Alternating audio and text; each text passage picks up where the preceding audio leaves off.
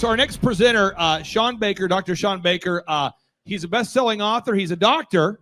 He's a doctor, best-selling author. He's a guy who's revolutionizing healthcare, and he's helping thousands and thousands of people. I would even argue maybe at this point hundreds of thousands of people to optimize their health. And so if you're watching online or you're in person and optimizing your health is on your goal list, I can just tell you one of my clients, the Roberts, that's Nace and Jordan Roberts. They own a company called Master Machines. They each lost 50 pounds in 6 months following this diet. 50 pounds in 6 months. And then Thomas Crossan, a client of mine, his company is called fullpackagemedia.com, fullpackagemedia.com.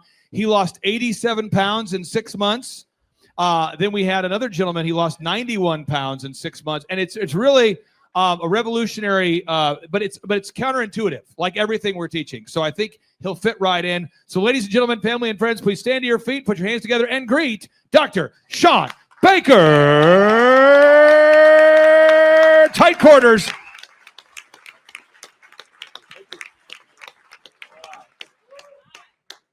Well, this is a true honor to be here, and I know this is a conference that focuses on wealth and business, and I would submit to you guys that health is wealth. You guys have all heard that before.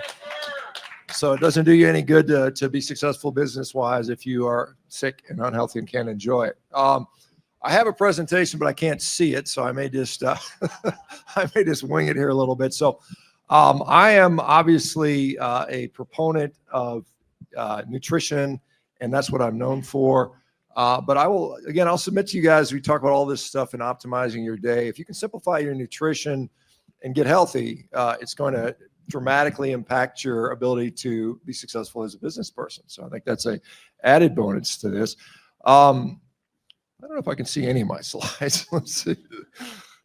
So yeah, I don't know if is there any way I can step over here so I can see what I presented? Yeah. Okay. Can we put the slides up, guys? Is that possible to do that? I don't know how to click it in advance too, because I wanted to share some of the. Yeah, there we go.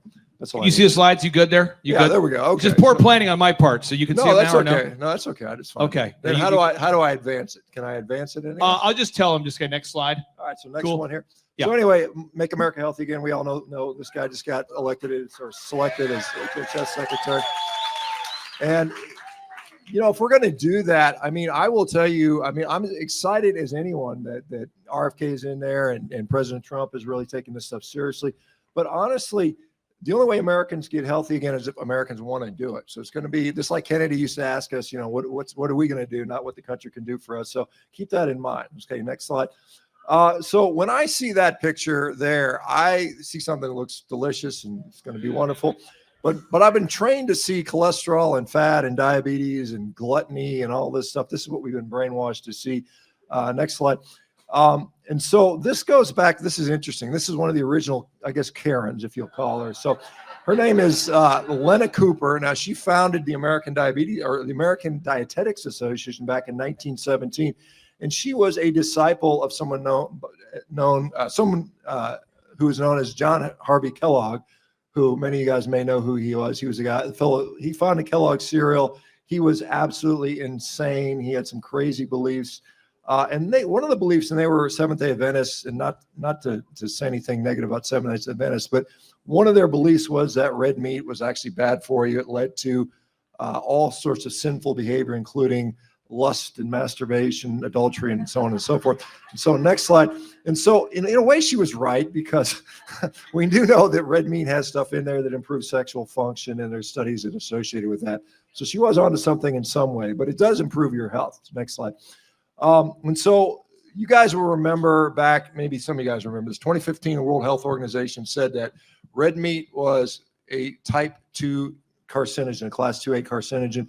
The guy on the right side, or on the right side of the left side for you guys know him as Bill Gates. He is not a scientist, but he has had an undue impact on a lot of our lives. The guy across from is someone you guys will probably not recognize. His name is Dr. or Professor David Klurfeld. Now, he sat on that panel, that World Health Organization panel, and he basically stated that it was the most frustrating experiences of his entire academic and professional career, because they basically disregarded every single study that did not support their predetermined conclusion that red meat was carcinogenic. They basically went through 800 studies. They threw out almost all of them, and they selected a few rat studies. That it was interesting the way they selected these rats, and they were genetically predisposed to cancer. They gave them chemicals that would induce cancer. And that was the only way they could get a little bit of change in them. And that's how they concluded that red meat was carcinogenic. It was really kind of crazy. Something like a third of the people involved in that study were either vegan, vegetarian, or Seventh-day Adventists, and they're ethically opposed to red meat. That was not disclosed. So anyway, that's where that comes from. Next slide. So recently Harvard came out and said that red meat causes diabetes. There was it's kind of crazy, believe it or not, 63% increase in diabetes in their study. And they included things like lasagna and pizza and sandwiches and hamburgers as part of that definition of red meat. They also failed to account for sugar intake and, most importantly, obesity rates. And I listened to the head researcher, and he basically said that the reason we didn't account for obesity is because red meat makes you fat. Now, you just heard Clay Pelt tell people that they've lost 60, 70, 80, 100 pounds or more by eating red meat. So that's clearly wrong. Next slide. So when it comes to nutrition science, there's really two versions, either bad science or really bad science. And unfortunately, red meat has been demonized by many. And I don't say that lightly. There really is. Nutrition science is just hard to do properly. It's just really hard to do good studies on human beings over a long course of time. You can't, like a mouse, you can't just kill everybody and cut them open and see what happened. They kind of frown on that at the IRB, the Ethics Review Boards. All right, next slide. Washington University in St. Louis came out with a review back in 2022. They basically said that all this data, this 30, 40, 50 years of studies showing red meat is causing cancer, heart disease, is just based on garbage studies. And that's really what it is. And so next slide. So this is a guy, so evidence-based medicine, as physicians, we like to talk about evidence-based medicine. That term came from this guy. His name is Gordon Guyatt, who is Canadian. I don't know, we had a Canadian up here. Gordon is up at McMaster University, and he actually came up with the term evidence-based medicine back in 1991. Next slide. And so he's one of the most accomplished scientists of all time. H-index is considered, a review of how impactful scientist is. Nobel Prize winners often have an H-index of 40, 50, 60, 80. His is 299. So he's one of the most cited scientists of all time. Next slide. And what does he have to say about red meat? Well, they published a study from an organization called Nutrirex back in 2019, I believe it was. And they basically said that red meat's not a problem. Just keep eating it. We don't have data on that. Oops. Sorry about that. My daughter decided to call me. I'll have to take that later. Sorry, sweetheart. All right, next slide.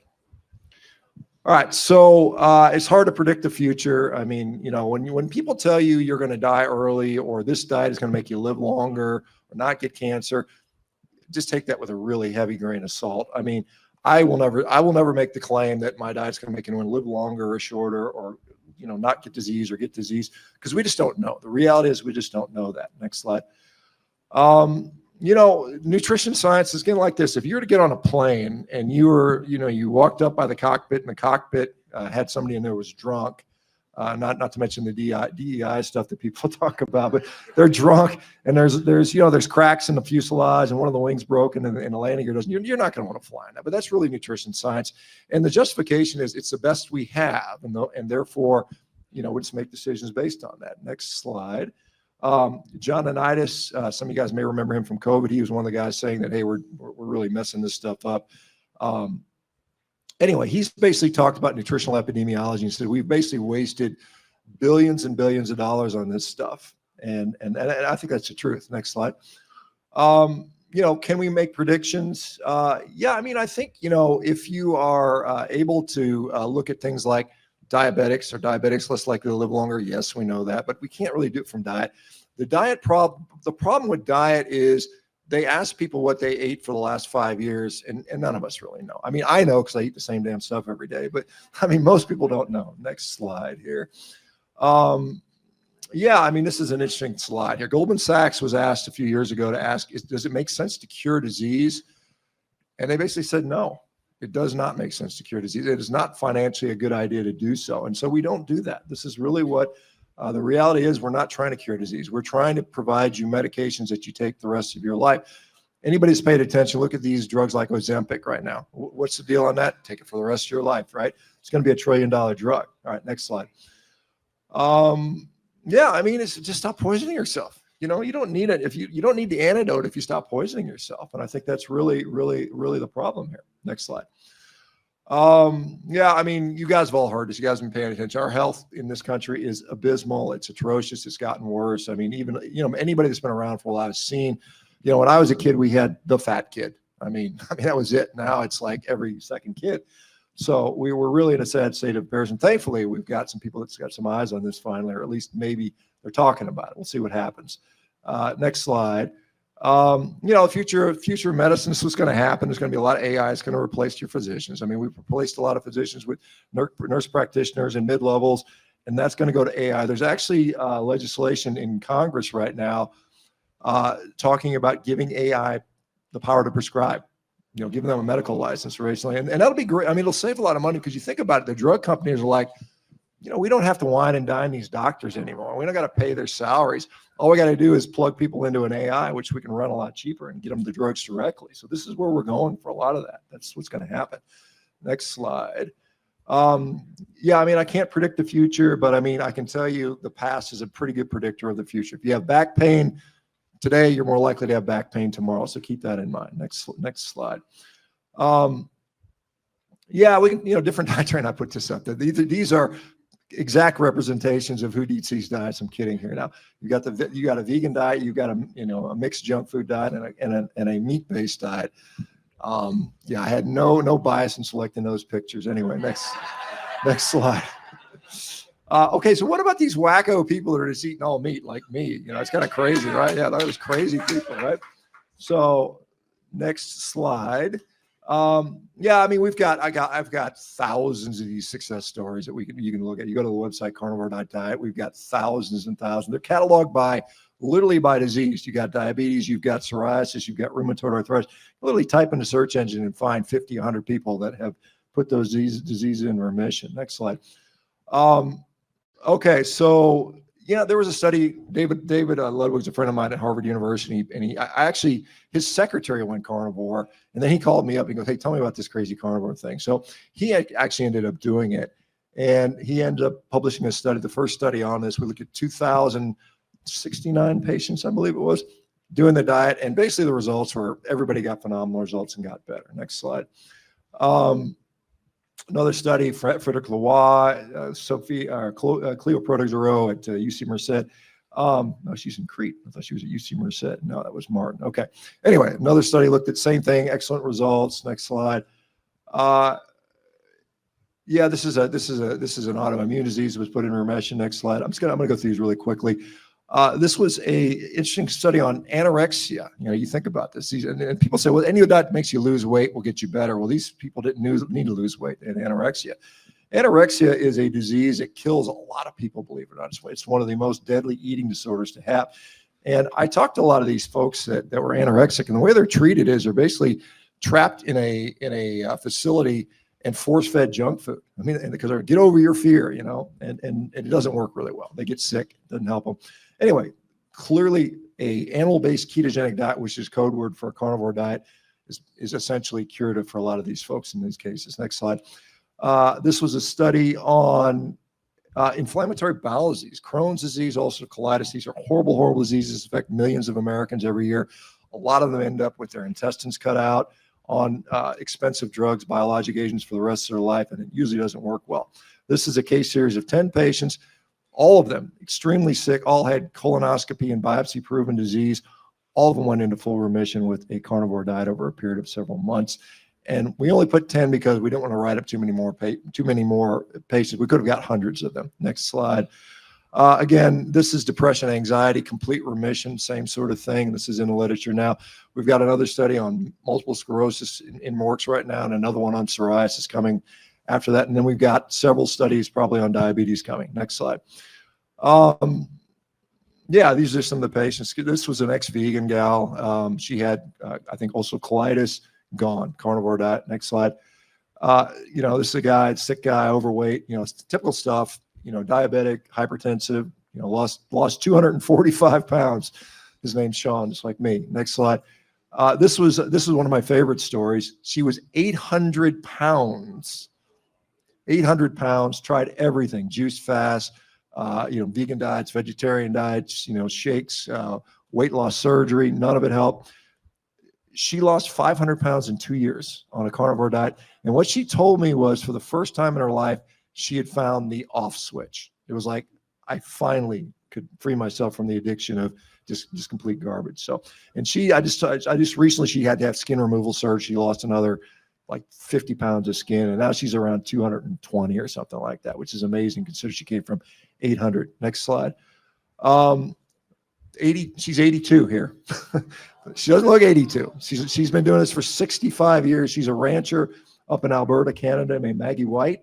Wonderful, wonderful woman. There's a documentary film coming. Actually, there's 3 documentary films coming out this year on this particular diet. I'm in all 3 of them. But this woman is just jacked. I mean, she's got, when you see the movie, it's amazing what she looks like. Next slide.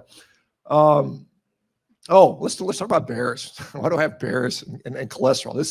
This is probably the most important part of this talk in my view. So why does a hibernating bear have anything to teach us about cholesterol? I'll get to that. Next slide. All right. So this was a really interesting meta-analysis. A lot of people will say, don't do an Atkins diet, don't do a ketogenic diet, don't do a low carb, and God forbid, don't do a carnivore diet because your cholesterol is going to go up. And the reality is, it does go up sometimes. Not for everybody, but for many people it does. And we'll talk about why that is. Next slide. This was a meta-analysis by a guy named Adrian Sotomoda. He was trained at Oxford University. He's now at Monterrey Tech down in Mexico and also attached to Harvard. And he looked at this and he looked at all of the randomized control trials on low carb diets and said, what predicts high cholesterol? Next slide. And this is it right here. So if you look at the bottom, on the y-axis, we have our cholesterol, right? The change. And on the x-axis at the bottom, we have our BMI. That is how big we are. So what you see is when the BMI is 35, 40, above 30, which means you're obese, okay?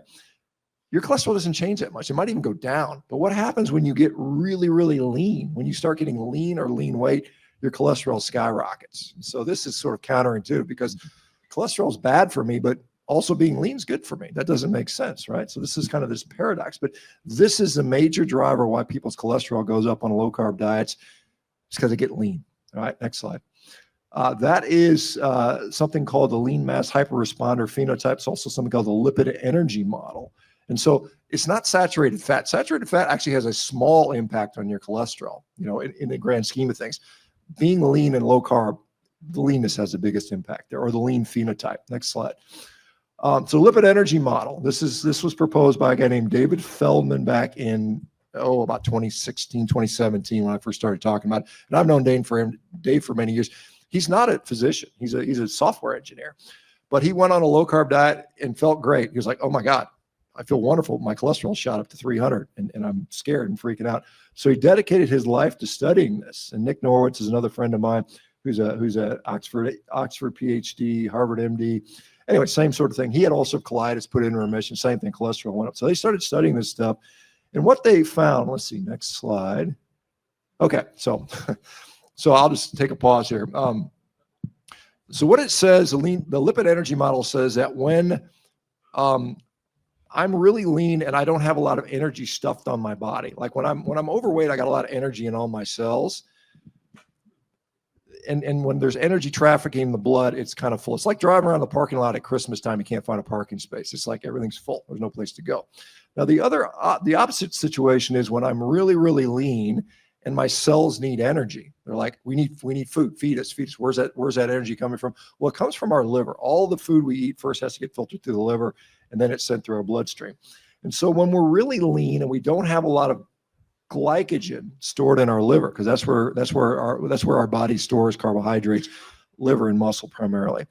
And when it's low, our body has no choice but to burn fat and use that as fuel for our cells. And so what happens is we see a dramatic increase in our lipid numbers. That's why the lean people have high lipids, whereas the obese people often don't. Next slide.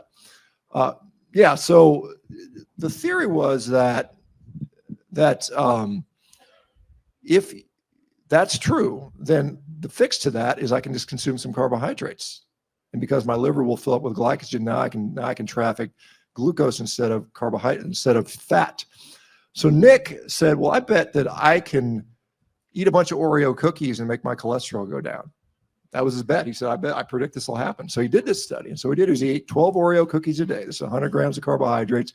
He started out with his LDL cholesterol, 384, which would give most doctors heart attacks. And he did that for like 16 days, and it dropped by down to 111, right? So he dropped it almost 300 points just by eating Oreo cookies.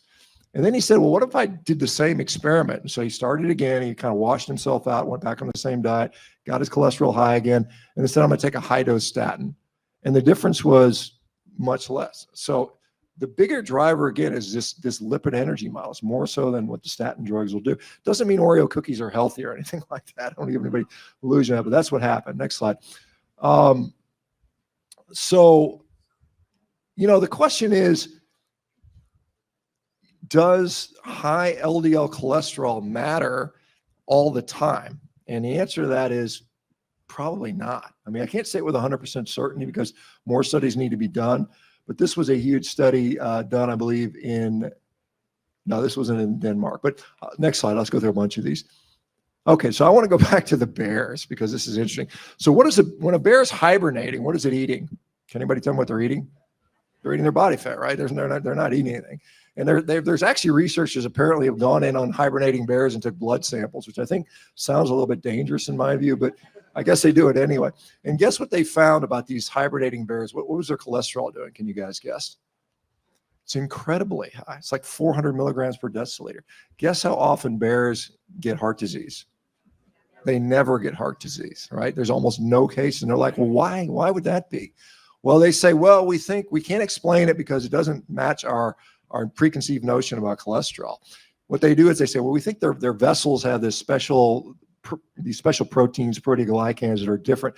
Well, that may be true, but we know humans, the same thing happens to humans. Humans that are not diabetic, that aren't hypertensive, have different proteoglycans. So again, this is a model. And again, we're not bears, obviously, but we see the same physiology here. Next slide. There's a drug out there that lowers your blood glucose and raises your cholesterol, called an SGLT2. However, it's a diabetic drug, so it raises your cholesterol. It lowers your blood glucose. Guess what it does to your cardiovascular disease risk? No, it brings it down, right? Even with high cholesterol, it brings your risk down. So it's the same sort of scenario here. It's basically the lipid energy model over and over again, just seen through different lenses. Next slide. All right.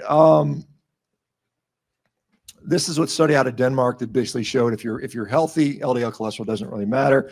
Next slide.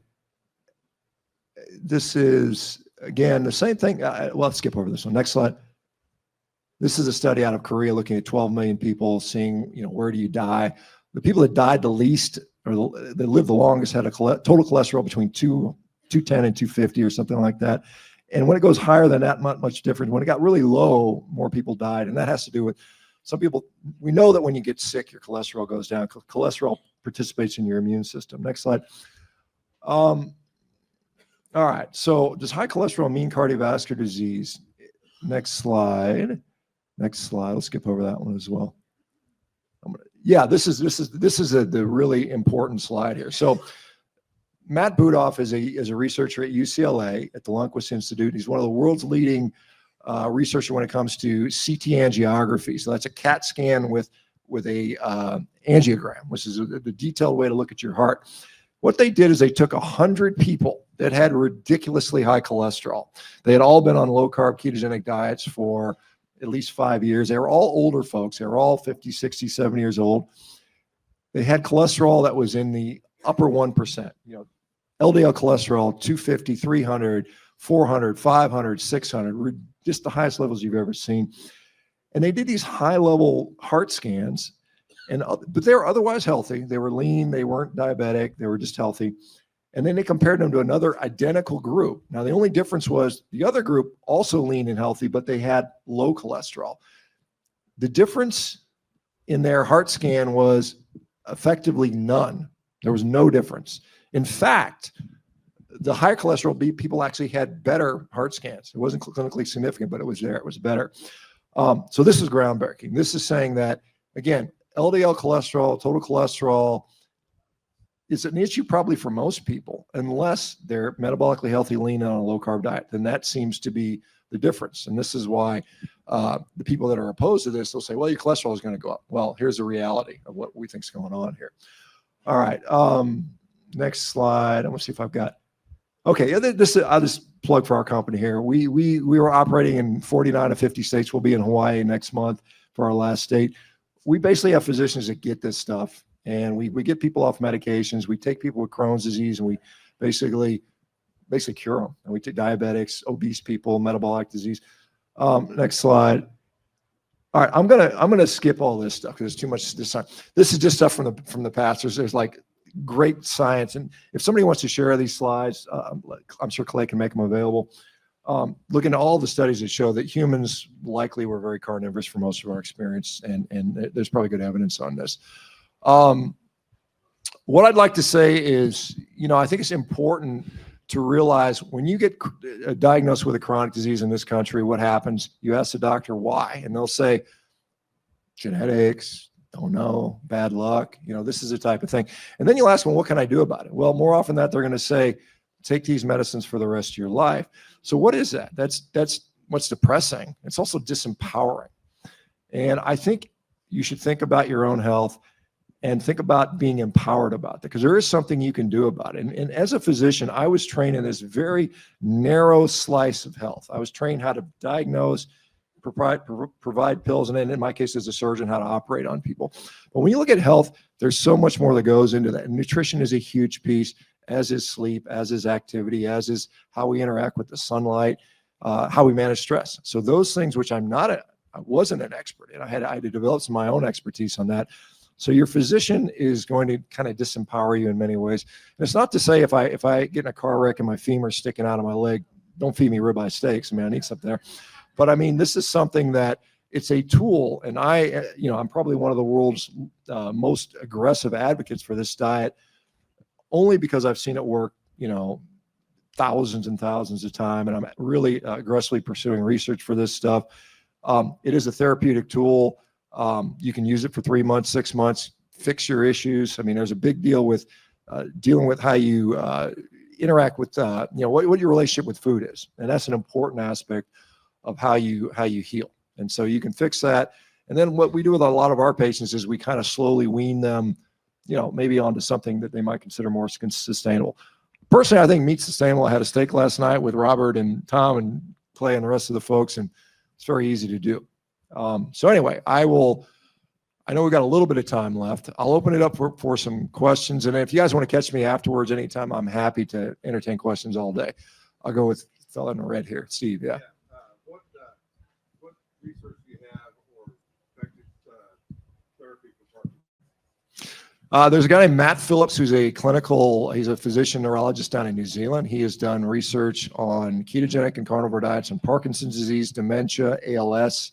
It's having pretty good results. And so what we see is definite clinical improvement. And again, these are anecdotal from my part, but I mean, we see anecdotal clinical improvement in a number of aspects of their health.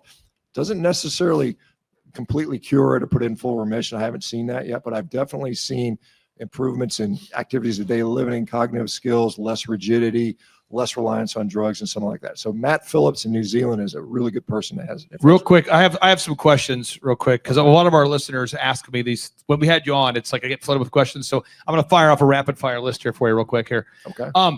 Will your colon explode and will you die if you only eat meat? I haven't had fiber in about 8-9 years, and I really got to go to the bathroom. No, I'm kidding. No, I mean, you think about it. Does a lion's colon explode? I mean, this is a really important part. Fiber is conditionally beneficial. It is non-essential, and in many cases, it's actually harmful for people. And I think the thought is that I need all this fiber to go to the bathroom. Yeah, you'll make bigger bowel movements. When you end up in heaven, Clay, God's not going to give you a prize for the most bowel movements. What? I thought that's what heaven was. You're not going to get that. No, I mean, it's something. It's surprising that yes, you still go to the bathroom without fiber. It's fine. You still, lining of gut cells, bacteria, digestive juices. I mean, it's fine. It's not an issue. Question number 2. Why do people stop having gas problems? Like gas, the people don't break wind anymore when they don't eat, when they only eat meat. Why? Yeah, I mean, it's like you don't fart anymore. It's kind of crazy. Some people miss that. I got to tell you, it's kind of fun. I miss farting. No, I mean, it's, our gut is very similar in its anatomic distribution of a dog and a cat, believe it or not. About 18% of our intestine can actually ferment, right? Same as a dog is like 16, cats like 15, gorilla, chimpanzees like 60%. So we don't have a great capacity for fermentation of food. And anything food is fermentable, sugars, fibers, starches, things like that, grains produce a lot of gas. In my view, think about it. If you think about, oh, my gut kind of hurts after I ate something, that indicates one of 2 things. Your gut's broken or you ate the wrong damn food. And I think you just eat the wrong food. When you eat meat, it's just like, you don't even know you digested anything. And what I'm going to do real quick here, everybody, if you get out your phones for me, if you can, if you don't want to get your phone, that's fine too. Maybe you have an Etch-a-Sketch. Maybe you came here with an Etch-a-Sketch, a block of wood. But if you do have your phone, I want you to go to Amazon real quick. Let's pull it up, Shawn. We want to look for the carnivore diet. And what we're going to do is, if you do buy a copy of the carnivore diet right now, you didn't tell me to do this. I'm telling myself to do this because he's a self. I believe if you don't sell, your business will go to hell. So what you want to do is go to Amazon. If you buy the copy of the carnivore diet, you buy it right now.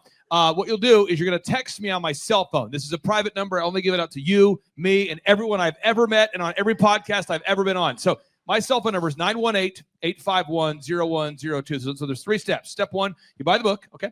Step 2, you text me just a proof of purchase. Just text me. Shawn, pull up my phone number there, 918-851-0102. So if you're watching online, you buy the book, boom. Step 2, you text me proof you bought it. And third, we're going to choose a winner today from my cell phone. It'll come in right here to have a big, we're going to call it, it's a technical term, a big ass steak tonight with Shawn Baker at my house. Oh, nice. So you're going to get to sit there and look at the Carnivore King right in his face while you enjoy a big ass steak here. Okay, so that's going to be the contest we're doing here. So yeah, I know, you see, you want to have a big ass steak with Shawn Baker. I know you do. Ryan Wells wants to have a big ass steak. Schronson Brubert certainly does. We want to protect his identity. He certainly wants to have a big ass steak. So again, just go to Amazon, buy a copy of the book, and then text me proof that you bought it for a chance to win. That's my cell phone number right there. It's 918-851-0102, Shawn. I'm not sure what kind of propaganda you're putting on the screen there. 0102. If you text that guy, that's fun too. But my phone number is 918-851-0102. So just text me proof of purchase. You'll have a chance to win an opportunity tonight to have a dinner with you. A couple other questions, and we'll go to the audience here. For people that go on the carnivore diet, and it could be because you're a terrible teacher, I'm a terrible teacher. It could be that people always ask, well, what can I eat? So if someone's on the carnivore diet, they're starting tomorrow. They're like, that's it. I'm going to do it. We had one guy sitting here at the conference about a year ago. He literally came to me and said, I'm going to do it for 6 months. He lost 91 pounds in 6 months. Thomas Crossan with fullpackagemedia.com lost 87 pounds. They both came up to me right away. They're going, what do I need to eat starting Monday if they do it? What do they need to do? So if it had a mama or a face, you can eat it. Basically, that's pretty easy. I mean, a lot of people, most people eat a lot of red meat. I'll just say that. But yeah, that keeps it really simple. I mean, dairy products for some is fine, but that's pretty much it. It's pretty okay, easy. Rapid fire, folks. 10 minutes of Q&A. Yes, ma'am.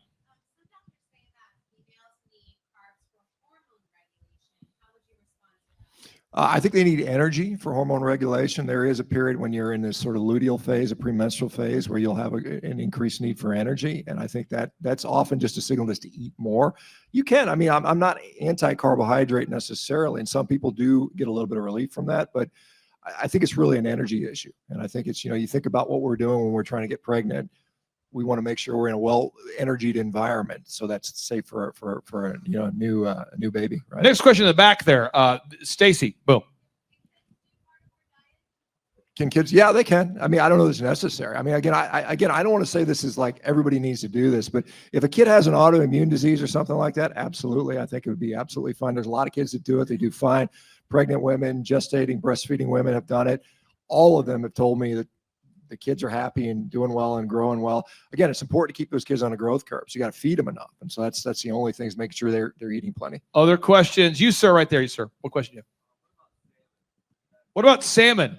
That salmon's fine. That's fine. I mean, it's obviously fish. I mean, fish is fine. It had a mama, right? So most people will find that they prefer fattier meat because they're not consuming carbohydrates. So it's just a matter of making sure you have enough energy. I don't know if I've communicated this. If anybody buys a copy of the book, I'm going to try the guilt trip. If you don't buy a copy of the book, feel really bad about yourself. You'll leave here feeling bad. You're going to make this guy homeless. Or if you do buy a book, you have a chance to win something. Either way, I'm giving you the good or the bad, but make sure you buy a copy of his book. Yes, Ryan.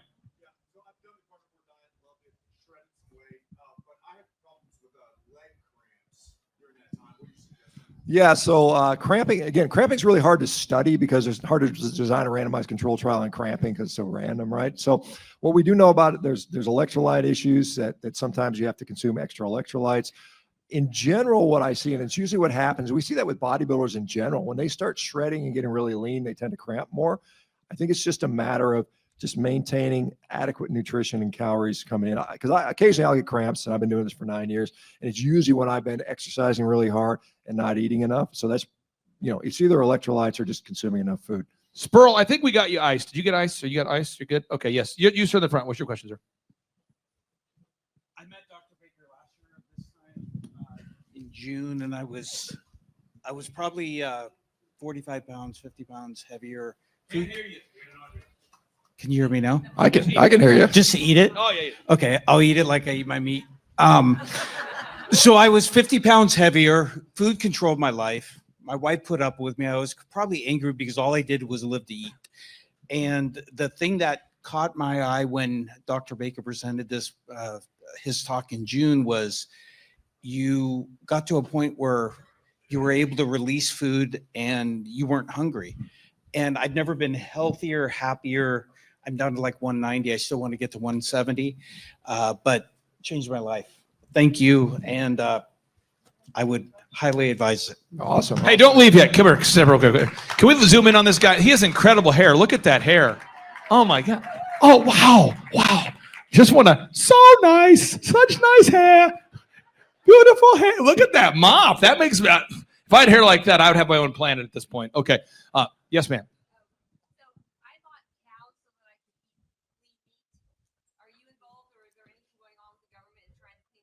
Is there anything going on to help clean up meat in the government? Is the government doing it? By the way, the word government is so nasty. Why do you curse at us? We came for a clean conference and you're saying the word government. You're sick. Okay. Yeah. Well, I know Brooke Rollins, who's just got nominated or appointed as Secretary of Agriculture. Craig is mic up. Has basically canceled the vaccine program for animals, the mRNA vaccine. So that's probably a good thing. Gareth, boom. Are you throwing up the Baphomet symbol or is that just a question? So, I mean, there are a number of people that are very big proponents of what we call regenerative agriculture. So that is definitely getting some airtime within the movement. I don't know how much it's going to change over the short term because, right now our system is very industrialized. It's going to take probably a few decades to turn it over. But there are people that are definitely interested in that for sure. Okay. Question, sir. He's lost 60 pounds this year. My blood pressure has come down normal, no meds needed. My wife, hormones, everything good. But my question is, I do grass-fed. We just got a half a cow. It's grass-fed beef. So some people say to supplement with the liver, and then some people say as long as you're eating the grass-fed and a lot of fat, we do a lot of ribeyes and then the rib, the bottom of the chuck bowl. Yeah. Do I need to substitute with the liver still? Or am I getting? If he's only eating ribeye, should he be also eating liver? No, you don't have to. I mean, I will tell you. I mean, this is again when Harvard did the study, and I asked David Ludwig, please do this. Ask about organ meats. It doesn't seem to make a difference for general population. Now, it's not to say individuals. Some individuals will feel better. It's one of those things. Your mileage may vary. Test it out yourself and see how you do with that. I don't consume it. I don't really like it, so I'm just like, I'm fine. I see one thing that's weird, just weird stuff. How many of you look for patterns? Weird stuff. Since I started talking about Peter Thiel, I always have 264,000 subscribers on Rumble. That's weird. I've had 264,000 subscribers for 4 consecutive years. That's interesting. Also, you guys are getting smaller. As our audience gets bigger, you guys are getting smaller the more time he speaks. So I'm not sure what that means. A lot of fog. Okay, sir, what question do you have there? Yes.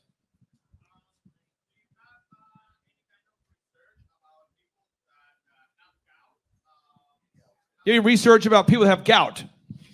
Boom. Yeah, gout is a very painful condition. It has to do with uric acid crystals depositing in joints and in the skin and things like that. That's really a metabolic issue. And so what we see is people that have metabolic syndrome, whether diabetes, prediabetes, hypertension, tend to be more predisposed to gout. Now, purines, which are found in anything with DNA in it, so meat has a lot of DNA, is considered one of the triggers for somebody. So what we see is people that have gout that go carnivore, often as their metabolic health goes away, their gout just completely resolves. But initially, they may have a flare-up because they're exposing themselves to higher purine. So typically what I tell people, if they have a gout or a tendency to that, treat it like you normally would, lose the weight, get healthier, and then the gout resolves, okay? This next question comes from this gentleman right here in the sport coat there. He just got out of prison on Thursday. Great guy. Congratulations. Yeah.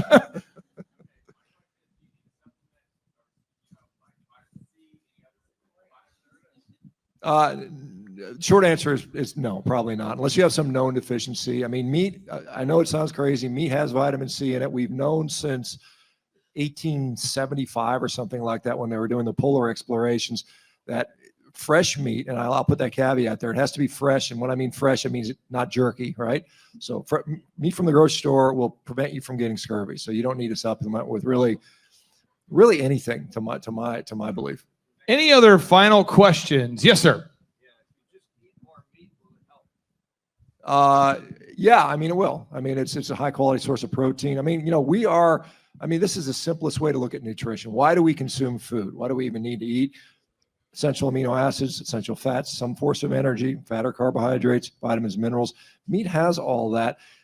You want to displace, I mean, the problem is the standard American diet is a little bit of meat. The average American, how much beef does the average American eat? Unprocessed red meat. Does anybody know? 1 ounce a day. That's all we're eating as Americans, is one little measly ounce of unprocessed meat. When you add processed meat, it's 2 ounces. And we blame that for all of our ills. That's not the case. It's all the garbage. It's the 70% ultra processed crap we eat. So if you eat more meat and it displaces junk food, it's going to be a net benefit. I think for some people, all meat is the way to go. If you're curing Crohn's disease or some other autoimmune disease, you got to get rid of all the other stuff. But yeah, I think generally increasing your meat consumption, as long as you decrease your garbage consumption, will be a net benefit.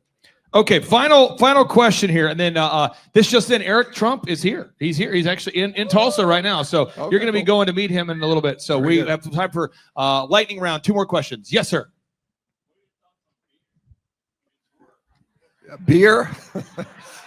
It's not health food. I'll just say that. Yeah, I mean, interesting. A lot of people that go carnivore lose a craving to drink alcohol, which I think is quite remarkable. Yeah. Sir, do you sell beer? Is that your business? What are your thoughts about beer? Because I sell beer. Beer! All right. Sir, yes. What's your question?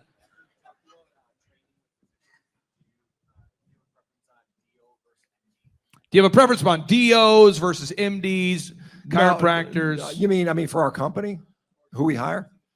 Well, no, I think I want somebody that's competent in all these other areas, and that can be DO. I mean, honestly, at this point, I was a surgeon. I was an MD surgeon. What I know now came from everything else I've done outside of what I learned in medical school. So I think the medical training, DOs might have a slight advantage. I mean, hell, a chiropractor probably has more nutritional training than an MD. So, I mean, when you're looking at those things, you want somebody doesn't just appreciate sleep, nutrition, exercise, activity. They should have some level of expertise in that, in my view, to really actually treat people holistically in a way that's going to make a difference. Now, final 60 seconds, but before I go to your final question, sir, final 60 seconds, just want to ask, by show of hands, how many of you like chiropractors? Okay, here we go. Now, how many of you believe we went to the moon? Show of hands. How many of you, now real quick, how many people believe in chiropractors? Hey, show of hands, look around. How many of you believe we went to the moon? Show of hands. I love you guys. You guys are awesome.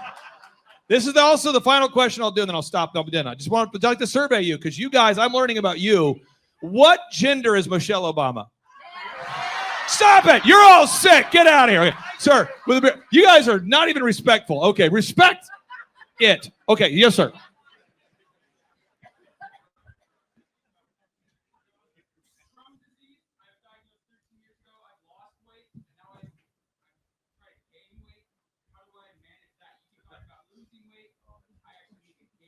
How does he gain weight? Do you still have active Crohn's disease? Yeah, so you need to fix that. I mean, so I think, because if you're bleeding and losing everything out through your rear end, you're not going to be able to, absorb nutrition. Fix the Crohn's disease, go carnivore, and then you're going to have to eat more frequently, right? There was somebody, Revero is the name of our company, REVERO.com, Revero. Yeah. These conferences get out of control because of this kind of line of questioning. All right, so we're going to go ahead and take a break here because you have to go have a lunch with Eric Trump and Robert Kiyosaki and Team America. We'll bring you back a little bit later. But let's stand to our feet and put our hands together for Dr. Shawn Baker. Thank you. Thank you. Hey, if anybody has questions later, just grab me. I'm happy to talk afterwards too. Thanks. All right, thanks a lot, brother. I appreciate Thanks, you. Clay. Appreciate it. Okay. Clay, my honor to be on your show. And thank you for all you do. I hear the ripple effects from you are good ripple effects. You know what I mean? People rave about what they learned from you. So congratulations. Shawn, guess what's happening June 5th and 6th right here in Tulsa, Jerusalem? We are probably going to have an amazing business conference here at Tulsa, Jerusalem. Yes, we're joined by Tim Tebow. Tim Tebow is going to be joining us right here at the Thrivetime Show World Headquarters, June 5th and 6th. He's a very successful football player, obviously a Heisman Award winner, but he's also a very successful entrepreneur. Now, when you work with real clients, Shawn, clients you really work with to help them grow their companies, do you ever hear a business owner tell you that they didn't have time to get something done? Every day. How often is not having enough time a problem for business owners? All the time. It's like maybe 90% of the issues as people are trying to grow their company. Well, Tim Tebow is going to come join us here at the in-person Thrivetime Show 2-day interactive business workshop, and he's going to teach us time management and his approach to personal self-discipline and getting things done. Also at the workshop, I'll put it up on the website so people can see it here. Also at the 2-day interactive workshop, Shawn, we are going to be, there it is. We're going to be teaching accounting, systems creation, marketing, human resources, how to hire, inspire, train, and retain great people, accounting, social media advertising, search engine optimization. Shawn, what's the area where most clients ask you for help the most? Is it generating leads? Is it hiring people? What's the biggest issue that most business owners have by default before they come to one of our workshops? Well, I think it's management, because time is the most valuable resource for these business owners, and being able to manage their time is the first thing. Once they get that under control, then generally the numbers, being able to track their business and be able to make the best decisions based on numbers rather than emotions is a big area. And we teach all of this stuff at the business conference, particularly you, Clay. You love to hammer on time management. It's my favorite part of the conference. Now, I'm going to pull this up real quick here because we're going to go through. If you're not excited, I want to get you excited about what we're going to cover at the workshop here. Okay. All right. The 2-day interactive workshop. This is my 20th year hosting workshops. So I'm telling you, folks, we're in rare form here.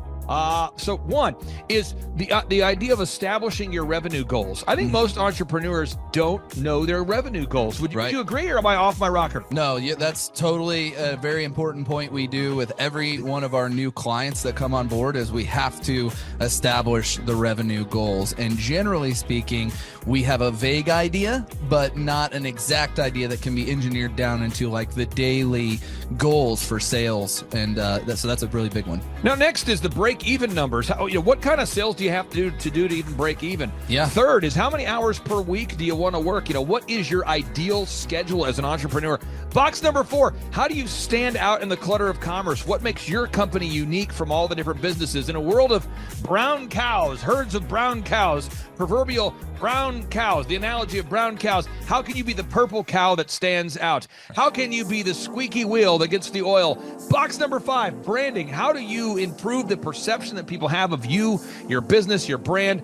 Box number 6, marketing, your 3-legged marketing stool. What is a turnkey way for you and your company to generate leads so you can succeed? Because if you don't have any leads, your business will bleed. If you can't sell, your business will go to hell. You've got to generate leads. Shawn, how often do business owners by default tell you they have a hard time generating leads? It's almost all of the time. It's really a huge struggle. And many times they may be creating leads, but just through word of mouth. So they get to a point where we've implemented systems, and then they need to create more leads, but they've never had to do it. So there's a lot of different scenarios where business owners are like, how do you create leads? Something we hammer on at the conference a lot. Box number 7, box number 7, create a sales conversion system. Again, box number 7, create a sales conversion system. Sales scripts, recorded calls, one sheets, pre-written emails, lead trackers, all of the sales tools, the sales print pieces, the one sheets, the big screens that you see inside the business. Whether you're a doctor, you're a dentist, you're a lawyer, you got to have sales systems in place. We help you with that. Box number 8. What does it cost you to get another customer? Step number 8, what does it cost you to actually acquire a customer? Step number 9, it's hard to build an organization if you're not organized. We're going to teach you how to create repeatable systems, processes, file organization. Box number 10, we're going to teach you how to manage people, real people on the planet Earth. This just in, we're going to teach you how to manage real people on the planet Earth. Box number 11, how to create a sustainable schedule that works for you and your family. Step number 12, how to create human resources systems for recruiting, hiring, training, and retaining great people. Box number 13, accounting. This just in, we have to cover accounting. It's not how much you make, it's how much you keep. We're going to cover all the accounting things you need to know. And step 14, finally, what is the point of even achieving success? We're going to go over what is the point of even achieving success, how to design a life that you're excited about, how to design a life where you carve out enough time for your faith, your family, your finance, your fitness, your friendship, your fun, and where you're going to spend your focused time. We're going to go through that, all this and more. Now, the workshop, Shawn, it's June 5th and 6th. Yep. It's a 2-day interactive workshop. Yes. And tickets, we always do it. It's $250 or whatever price that someone can afford. Shawn, why do we let people name their price? Why do we have scholarship tickets available if somebody can't afford the $250 general admission ticket? Well, we don't want anybody to miss out on it. You know, you could be at a startup phase or you could be, way along in your business, but we want to make it accessible for everybody. I think it actually goes back to a story of your dad. And it goes all the way back to how you've always done this as a business coach, trying to make sure that, your average people out there have access to the things that work. Now, 7 a.m. to 5, Shawn, why do we go from 7 to 5 both days? I mean, it's 10 hours a day. 20 hours of training over 2 days. Why do we do 10 hours a day, Shawn, of back-to-back workshops? We do a 30-minute teaching session. We do a 15-minute question and answer session, and then we take a break. 30 minutes of teaching, 15 minutes of question and answer, then we take a break. Why do we do that format, Shawn? That format is so that we can keep people engaged and not just sitting there listening, but also getting involved. We really encourage people to ask questions, and that's really where the juiciness of the conference comes out, is you can put your personal situation and your questions on the board, and Clay will tee off and give you direct advice. Even without being in our coaching program, you can get direct coaching from Clay. It's really a very engaging format. I enjoy it a lot. Shawn, final 60 seconds, pop quiz here. What date is the conference? June 5th and 6th, 2025, this year. Question number 2, who's our keynote speaker coming to the conference there, Shawn? Tim Tebow is our keynote speaker. Shawn, question number 3, how much does it cost to come to our in-person 2-day interactive business workshop right here in Tulsa, Oklahoma? I think it's, did you say it's $250 or whatever you can afford? That's right, $250 or whatever you can afford. Shawn, how do you spell Eric Trump backwards? P-M-U-R-T-C-I-R-E.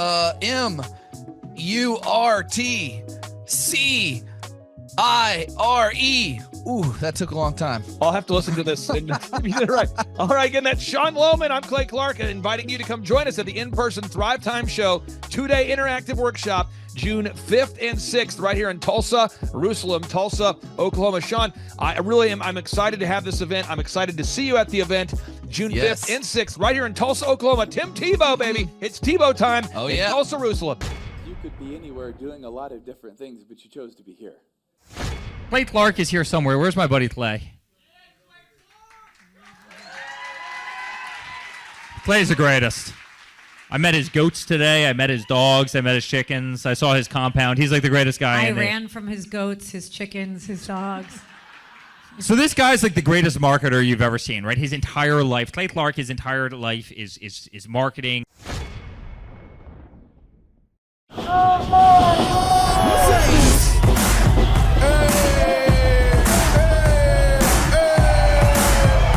Hey guys, Luke Erickson here with the Thrivetime Show. As you can see behind me, we've got all kinds of energy going on. People are starting to show up for the conference, and it is hot in this place. We got grill guns over here. We've got people playing the drums. We've got a fire breather, and man, people are so excited as they come in.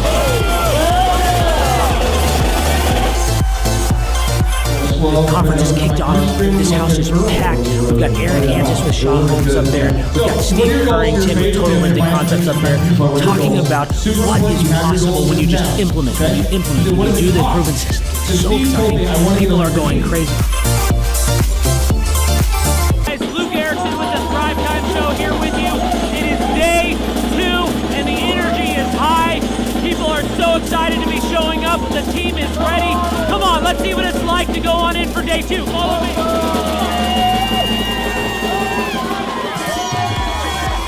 I'll tell you what, people are so excited to be here for day 2. It is going to be incredible. Cannot wait to see what today has in store.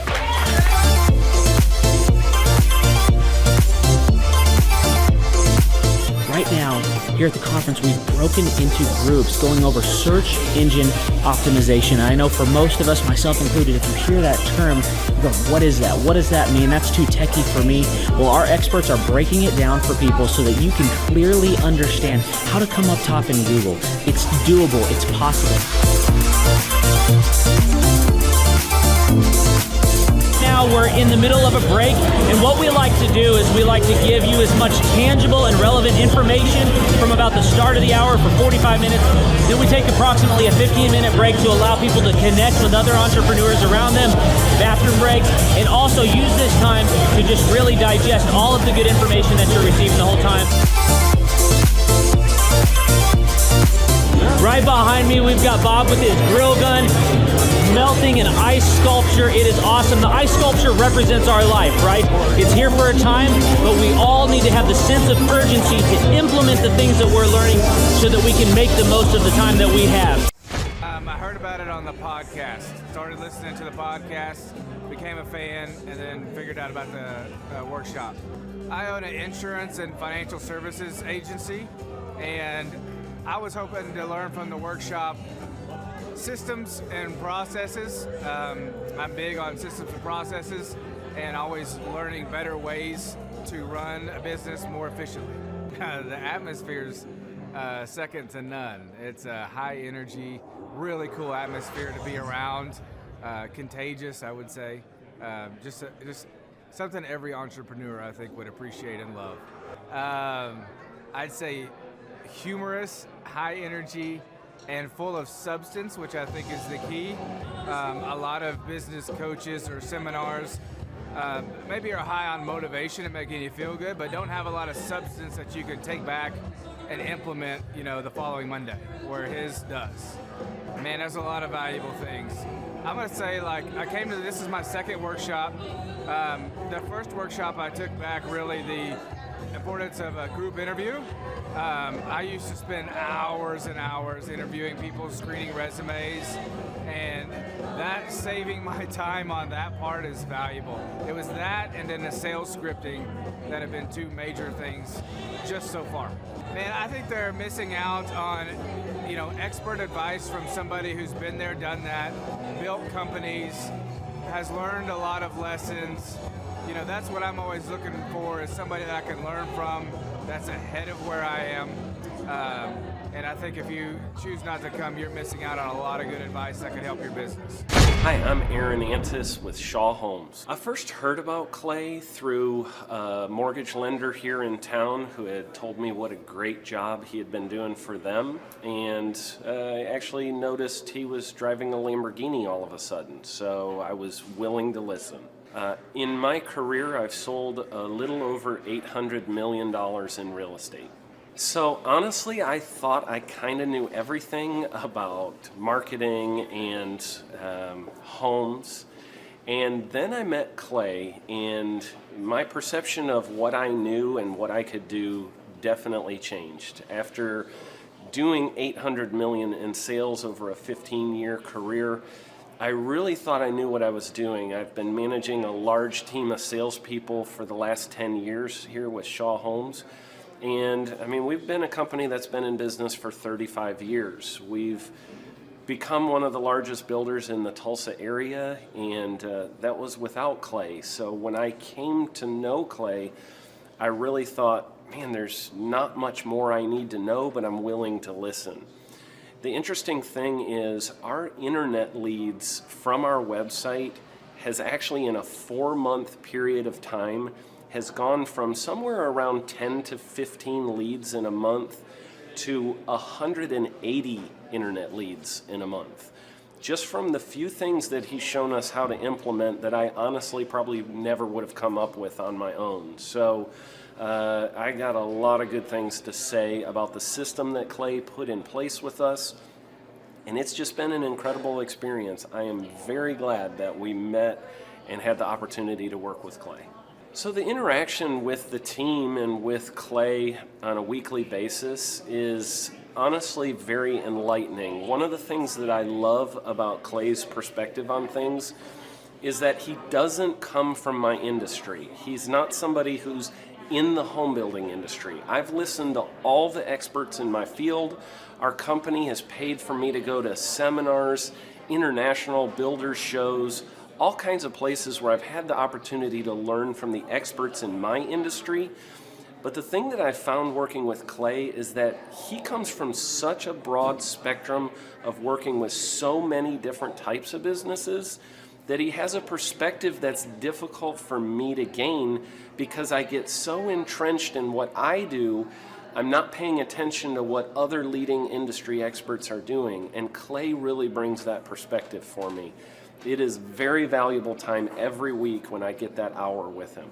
From my perspective, the reason that any business owner who's thinking about hooking up with Thrive needs to definitely consider it is because the results that we've gotten in a very short period of time are honestly monumental. It has really exceeded my wildest expectation of what he might be able to do. I came in skeptical because I'm very pragmatic, and as I've gone through the process over just a few months, I've realized it's probably one of the best moves we've ever made. I think a lot of people probably feel like they don't need a business or marketing consultant because they maybe are a little bit prideful and like to think they know everything. I know that's how I felt coming in. I mean, we're a big company that's definitely one of the largest in town. And so we kind of felt like we knew what we were doing. And I think for a lot of people, they let their ego get in the way of listening to somebody that might have a better or different perspective than theirs. I would just really encourage you, if you're thinking about working with Clay, I mean, the thing is, it's month to month. Go give it a try and see what happens. I think in the 35-year history of Shaw Homes, this is probably the best thing that's happened to us. And I know if you give them a shot, I think you'll feel the same way. I know for me, the thing I would have missed out on if I didn't work with Clay is I would have missed out on literally an 1,800% increase in our internet leads. Going from 10 a month to 180 a month, that would have been a huge financial decision to just decide not to give it a shot. I would absolutely recommend Clay Clark to anybody who's thinking about working with somebody in marketing. I would skip over anybody else you were thinking about, and I would go straight to Clay and his team. I guarantee you're not going to regret it because we sure haven't. My name is Danielle Sprick, and I am the founder of D. Sprick Realty Group here in Tulsa, Oklahoma. After being a stay-at-home mom for 12 years and my 3 kids started school and they were in school full-time, I was at a crossroads and trying to decide what do I want to do? My degree and my background is in education, but after being a mom and staying home and all of that, I just didn't have a passion for it like I once did. My husband suggested real estate. He's a home builder, so real estate and home building go hand in hand, and we just rolled with it. I love people, I love working with people, I love building relationships, but one thing that was really difficult for me was the business side of things. The processes and the advertising and marketing. I knew that I did not have what I needed to make that what it should be. So I reached out to Clay at that time, and he and his team have been extremely instrumental in helping us build our brand, help market our business, our agents. The homes that we represent, everything that we do is a direct line from Clay and his team and all that they've done for us. We launched our brokerage, our real estate brokerage, 8 months ago. And in that time, we've gone from myself and one other agent to just this week, we signed on our 16th agent. We have been blessed with the fact that we right now have just over 10 million in pending transactions. 3 years ago, I never would have even imagined that I would be in this role that I'm in today, building a business, having 16 agents. But I have to give credit where credit's due. And Clay and his team and the business coaching that they've offered us has been huge. It's been instrumental in what we're doing. Don't ever limit your vision. When you dream big, big things happen. I started a business because I couldn't work for anyone else. I do things my way. I do what I think is in the best interest of the patient. I don't answer to insurance companies. I don't answer to large corporate organizations. I answer to my patient, and that's it. My thought when I opened my clinic was I can do this all myself. I don't need additional outside help in many ways. I went to medical school. I can figure this out. But it was a very, very steep learning curve. Within the first 6 months of opening my clinic, I had a $63,000 embezzlement. I lost multiple employees. Clay helped us weather the storm of some of the things that are just a lot of people experience, especially in the medical world. He was instrumental in helping with the specific written business plan. He's been instrumental in hiring good quality employees, using the processes that he outlines for getting in good talent, which is extremely difficult. He helped me in securing the business loans. He helped me with web development and search engine optimization. We've been able to really keep a steady stream of clients coming in because they found us on the web. With everything that I encountered, everything that I experienced, I quickly learned it is worth every penny to have someone in your team that can walk you through and even avoid some of the pitfalls that are almost invariable in starting your own business. I'm Dr. Chad Edwards, and I own Revolution Health and Wellness Clinic. Clay, my honor to be on your show, and thank you for all you do. I hear the ripple effects from you are good ripple effects. You know what I mean? People rave about what they learned from you, so congratulations. And we went from expecting maybe 250,000 this year to we're at 400,000. Hi, I'm Kelsey with K&D's Woodward Finishing, business owner at 23. So I've been working this K&D's company for about 5 years now, and we started working with Thrive not too long ago. And we went from expecting maybe 250,000 this year to we're at 400,000. That's what we're going to hit or exceed. So we're pretty excited about that. It's been pretty much just listening to what they have to say. Their hiring process has just really been incredible as far as finding good quality help, and the just the accountability of meeting up with them weekly, and like such good insight, the resources that they have for specific business questions. It's all been really incredible. It's been a great experience, so I would recommend it to anybody. What I've seen from Clay and his group at Thrive is they'll give you a simple system, and it's the simple systems are the ones that people can wrap their brain around. They're the ones that people can work with on a day-to-day basis. Hi there, my name is Stephanie Pipkin. I am 24 years old and I own Black River Falls Cleaning Services. We opened in April of 2019 and it is now mid-June of 2020. So I wanted to talk today about the success and growth I have achieved by implementing the Proven Path with Clay Clark's team and my business coach Luke from Thrivetime. It has been insane to say the least. I started working with them in mid-February of this year, so we're about 4 months in of working together, and it has completely transformed my business in pretty much every facet. So I'm gonna check my notes here. So in 4 months, my leads have tripled. I was getting probably like 2 leads a week. Now I'm getting more in the like 10 to 15 leads a week. I have doubled my number of employees. I'm now hitting the highest revenue weeks in the history of the company, week to week, it seems like. We went from about 6 appointments today as our highest in February to now 14 to 15 appointments a day. And hiring quality employees has become much simpler and less stressful by using their systems for hiring. I typically only get maybe 2 complaints a month, if that, and everybody shows up to work. I just have really high quality employees now, especially in something people typically consider a high turnover type of work, you know, cleaning houses, cleaning businesses. I have amazing employees now, and I get rid of the ones who are not so amazing and bring on new ones because of, you know, group interviews and interviewing every single week. It's just been great, and such I don't waste as much time on low quality candidates anymore. And your coach will hold you accountable. I mean, which I love. Again, the tough love is really great. You know, Luke's like a stern father figure, but he's also nice, but also stern when he needs to be when I'm being lazy and not doing the things that I know I need to do because I don't want to do them. So that's just great.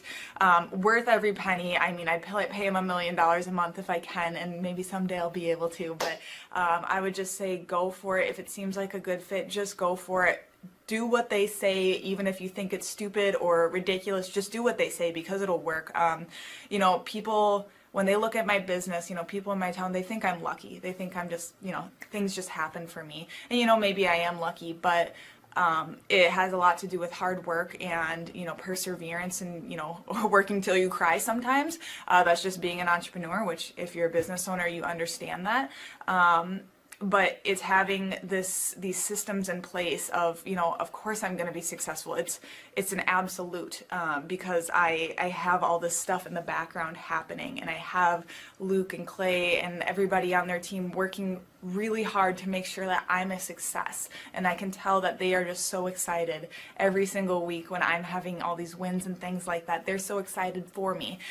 So it's the best thing ever, and I would suggest to anybody to work with them. So sorry for the long-winded reply, but I just had so much to say, and I could go on for hours probably about how amazing they are. But thank you to Clay and Luke and the entire team there, everything you guys have done for me, and I am so excited to continue to work with you for years to come. Thanks so much for watching. My saying is, if it's important to you, hire a coach. And I think that's one of the reasons people are not successful is they eat a cheeseburger instead of hiring a coach, you know what I mean? And so my coach pushes me. They're younger than me. They push harder. They're trained. And as my rich dad always said, you know, amateurs don't have a coach, but professionals always have coaches. So I've always had coaches for whatever is important. And, you know, my rich dad was one of those persons. You're on it, man. You're on it. You're on it. Everybody listen to this guy. He knows what he's talking about. You have the macro picture. Very few people have that point of view. Clay, you're an entrepreneur. I'm an entrepreneur. And as they say in Stoic, the obstacle is the way. And so if you let these pinheads get in your way, you're in trouble.